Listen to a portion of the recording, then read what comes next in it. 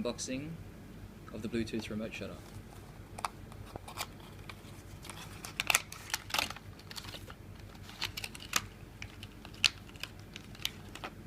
Comes standard with the CR2032.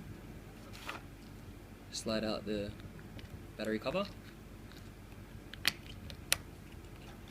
When inserting the battery, make sure that you're touching both metal contacts, the one at the bottom there and the one on the side, and slide it in.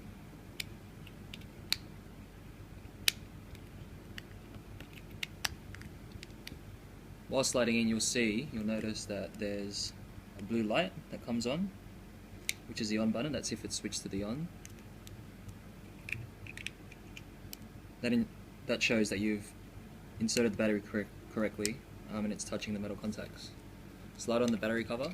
If you're having difficulty, just hold the battery with one of your fingers and then insert the cover with the other hand.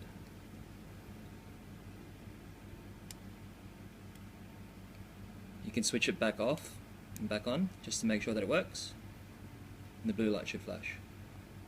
From there you can pair with your phone.